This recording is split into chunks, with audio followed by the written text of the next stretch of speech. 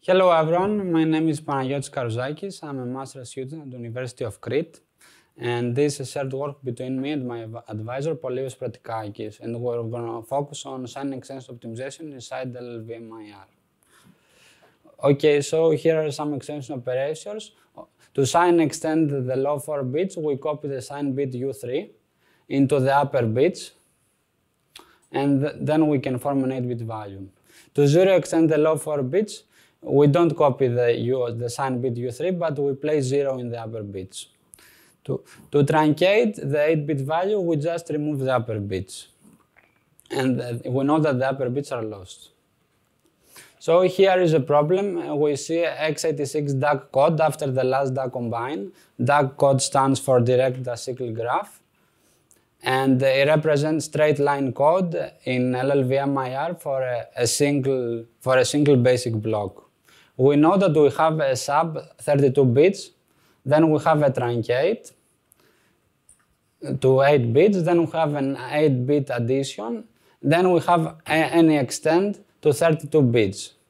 We could drop the truncate and the any extend, and we will benefit because the any extend does generate a code on x86 while the truncate does not.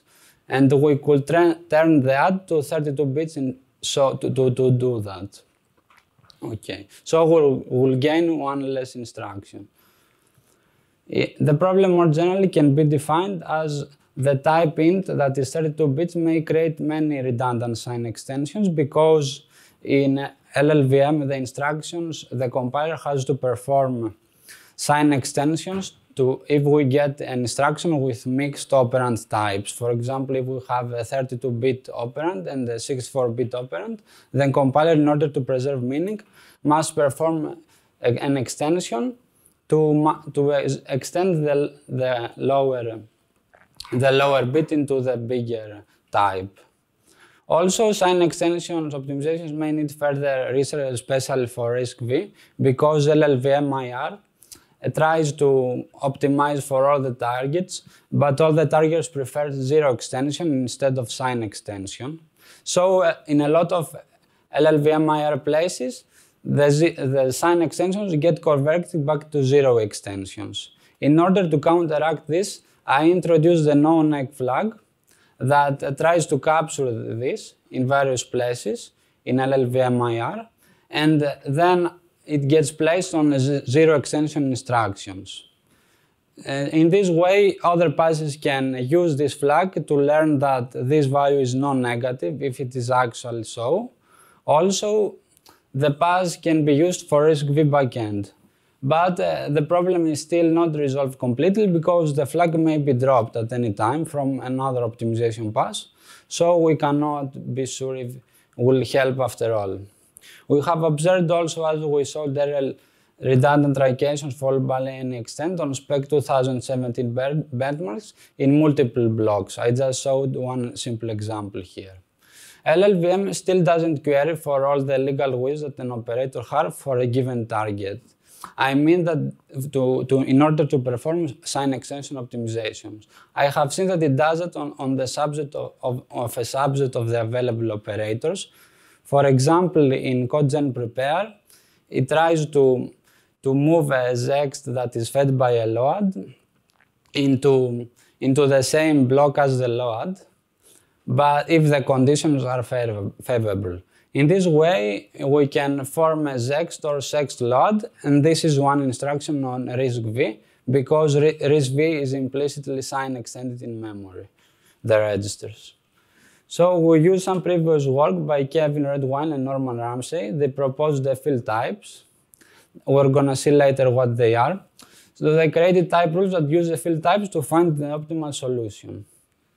Meaning optimal solution, they try to minimize the number of extensions using dynamic programming. Their implementation was on a small language C++, and that is a subset of C. And they visit each AST node to apply all the type rules in order to do that, meaning that they did that on the front end of C++. We use the notion of field types. So a field type indicates for an operand what it produces and accepts in its upper bits. By upper bits, we mean the bits that do not have any data. So an operand has a field type only if it is wineable, meaning that if we can apply the operator to wide values, if we can simulate the operator to narrow values. For example, since XOR has a field type, XOR 32 bits can be implemented as XOR 64 bits, regardless of the high bits of the operands. We see an example. We have our 4-bit XOR and gets a result. We then sign extend and form an 8-bit value of the operands. We note that the lower 4 bits remain the same. So if we can prove that all the users of the instruction do not use the higher bits, we can perform this transformation and we still don't have any problems. We use symbol S, Z, and G to match sign, 0, and garbage upper bits respectively. And we know that the input operands must be typed before visiting an instruction, so we could visit instruction only once. For example, we see end here that takes garbage, that takes 2 input operands, and if their upper bits are garbage, it produces garbage in the upper bits of the result. If one of them is 0, the 0 will cancel the upper bits of the garbage, so the result will be 0. And if both of them are signed, the result will be signed. We create multiple solutions per instruction that are legal for the given target with different instruction width. We use data flow information to learn how many bits are data. And if we have upper bits left, we have a field type. So if not, and all of them are data, then we can insert an extension if it is legal to do so. And we can add the field type based on the target, based on the extension that we insert. We know that if we insert a truncation, we can potentially remove a field type because we might remove all the upper bits and we are left only with the data. For binary operators, we search for all the legal field type rules. For example, XOR takes two inputs again that are either signed and it produces signed in the upper bits of the result. If the upper bits are 0, it produces 0. If the upper bits of the operands are 0, it produces 0. And if they are garbage, it produces garbage. So for every binary operator, we have added all the legal field type rules for everyone. Operator, not binary.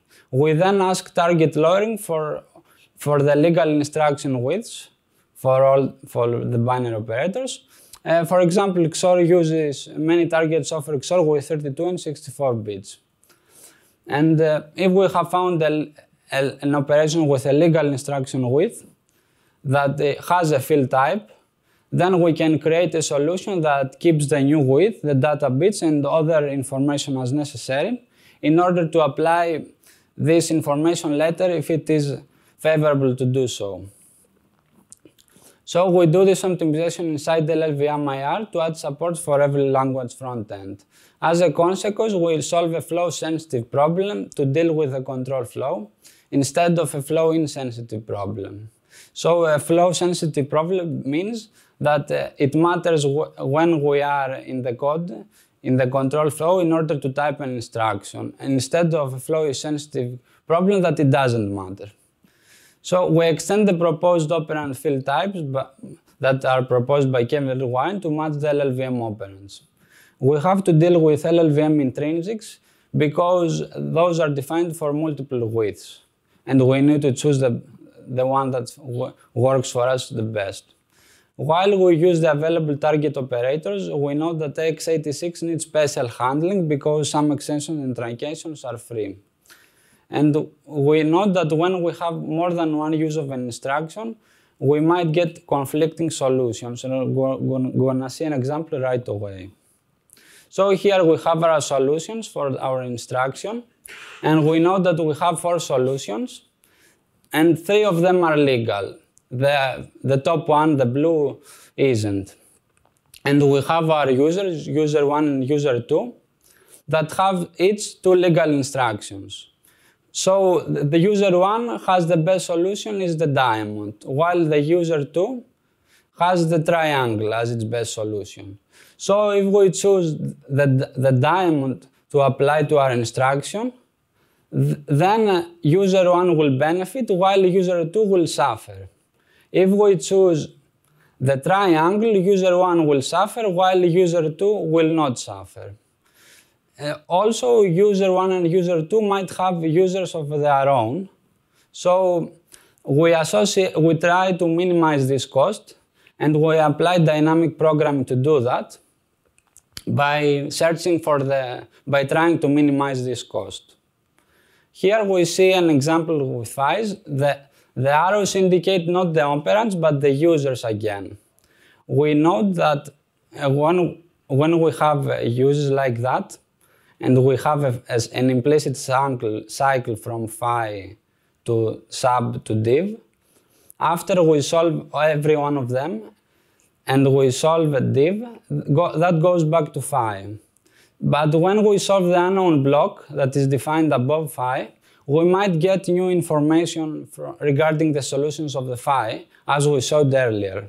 So we might need to visit again each instruction below, because we might need to remove some solutions that we have calculated to the users. So in our implementation, we iterate all the integer instructions, because we don't want to deal with floating point, because we don't want to have any precision problems. We solve the instructions, meaning that we generate all the possible widths, and if we encounter an extension or truncation, we treat it as it is non-existent. And if we have cycles, we might need to visit again the instructions until we reach a fixed point. Because as we showed, we might need to visit each instruction more than once, because we're getting new information. After we have done that and we are finished solving all our instructions, we use dynamic programming to search our best solution. We try to minimize the number of sign extensions by having a cost when we try to. So when we are searching for the best solution, we might need to insert an extension when we cannot find a combination for an instruction and the users of the instruction or the operands. So we insert an extension whenever it is needed. And in this way, we model a cost with that whenever we insert an extension. So we try to minimize the number of our extensions, and after we have done that, we apply the best solution that we have found to all the instructions and update all the users of our instructions. We have some limitations and next steps.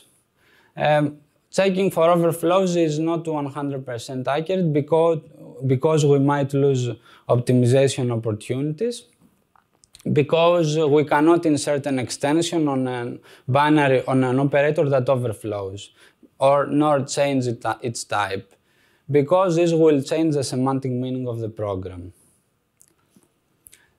So the project is implemented as a function pass, but it may be useful to use a module pass to better infer function parameter with data flow information. This way we can get more solutions, more combination of solutions that will maybe help us to find an optimal solution. Using preferred x86 register width is not implemented yet, nor choosing between intrinsics of different widths. This is an ongoing project, and unfortunately I do not have any results to show you. But this is our approach so far. Thank you, and I will welcome any questions. Do we have any question? Yeah. Are you upstreaming the function path?